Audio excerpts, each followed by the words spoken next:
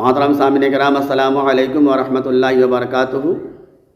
آج میں بہت ہی سبق آموز واقعہ بیان کرنے جا رہا ہوں۔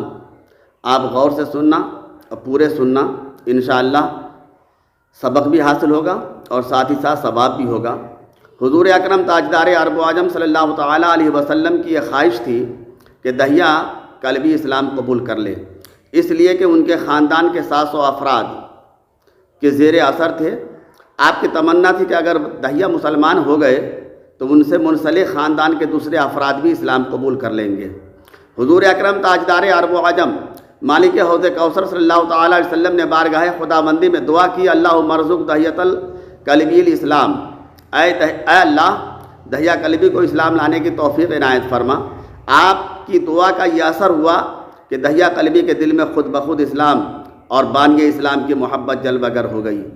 پھر جب دہیا نے اسلام لانے کا ارادہ کیا تو حضور اکرم تاجدار عرب و عجم صلی اللہ تعالیٰ علیہ وسلم کی بارگاہ میں جناب جبریل امین حاضر ہوئے اور عرض کیا، آقا ان اللہ یقرئک السلام، اللہ تبارک و تعالیٰ آپ کو سلام کہتا ہے۔ اللہ تبارک و تعالیٰ نے آپ کی دعا کو شرف قبولیت بخشا ہے اور دہیا کلبی کے دل میں نور ایمان کی روشنی پیدا کر دی ہے اور آپ کی خدمت میں حاضر ہونے والا ہے۔ فلما دخل تحیۃ المسجد رفع النبی صلی اللہ تعالیٰ علیہ وسلم رداءہ علی ظہرہ وبسطہ علی الارض بین یدیہ، جب دہیا مسجد نبوی میں داخل ہوا تو نبی اکرم تاجدار عرب و عجم نے اپنی چادر کندھے سے اتاری اور اس کے سامنے زمین پر بچھا دی، اور پھر دہیا کلبی کو اس پر بیٹھنے کا اشارہ فرمایا تو دہیا کلبی نے آپ کے خلق عظیم کا منظر دیکھا تو اس کی آنکھوں میں آنسو رواں دواں ہو گئے۔ اس نے حضور اکرم تاجدار عرب و عجم کی چادر پر بیٹھنے کے بجائے اس کو اٹھایا، پہلے بوسہ دیا، پھر آنکھوں سے لگایا اور اپنے سر پر رکھ کر عرض کیا، یا رسول اللہ علیہ الصلوۃ والسلام مجھے اسلام کی دولت عنایت فرمائیں۔ تو رسول اکرم تاجدار عرب و عجم صلی اللہ تعالیٰ علیہ وسلم نے ارشاد فرمایا، اے دہیا کہو لا الہ الا اللہ محمد رسول اللہ۔ اسلام کی مقدس دولت حاصل کر لینے کے بعد دہیا کلبی پھر رونے لگے۔ حضور اکرم تاجدار عرب و عجم نے ارشاد فرمایا، اے دہیا تم کیوں رو رہے ہو؟ عرض کیا، آقا صلی اللہ تعالیٰ علیہ وسلم میں نے بہت بڑے گناہ کا ارتکاب کیا ہے، بارگاہ خداوندی میں عرض کریں ان کا کفارہ کیا ہے؟ اگر میری ساری جائیداد راہ خدا میں خرچ کرنے کا حکم دے تو مجھے منظور ہوگا، اگر آپ میری گردن کاٹنے کا حکم فرمائیں تو میں بصر و چشم قبول کروں گا، آپ جو بھی میرے گناہ کا کفارہ بتائیں گے مجھے منظور ہوگا۔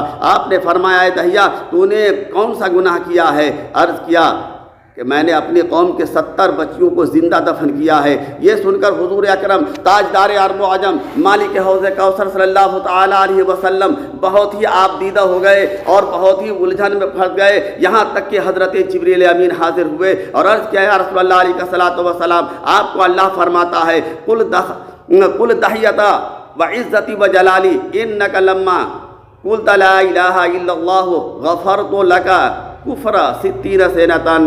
آپ دہیا سے فرما دیجئے کہ اللہ تبارک و تعالیٰ فرماتا ہے، مجھے میری عزت و جلال کی قسم تیرے کلمہ پڑھنے کی وجہ سے اللہ تبارک و تعالیٰ نے تیرے 60 سال کے گناہ معاف فرما دیے ہیں۔ پھر رسول اکرم تاجدار عرب و عجم صلی اللہ تعالیٰ علیہ وسلم اور ان کے صحابہ کرام کی آنکھوں میں آنسو آ گئے۔ رسول اللہ صلی اللہ علیہ وسلم نے بارگاہ خدا بندی میں عرض کیا، اے میرے اللہ تو نے دہیا کلبی کے ایک مرتبہ کلمہ پڑھنے سے اس کے گناہ جو 60 برس کے تھے بخش دیے، پھر تو میری امت کے بندوں کے گناہ کیوں کر نہ بخشے گا جبکہ یہ کثرت سے کلمہ کی گواہی دینے والے ہیں۔ محترم حضرات، کلمہ طیب پڑھنے سے قلب و روح کو پاکیزگی اور سکون حاصل ہوتا ہے۔ کلمہ طیب کی برکت سے اعمال کو درجہ قبولیت ملتا ہے۔ کلمہ طیب ہی وہ شجر ذیشان ہے جس کا پھل مومن دنیا و آخرت حشر قبر میں کھاتا ہے۔ کلمہ طیب ساری دنیا کے مال و دولت سے بہتر ہے۔ کلمہ طیب ہی دونوں جہان کی عزتیں ملتی ہے۔ کلمہ طیب ہی تمام اذکار سے افضل ہے۔ کلمہ طیب ہی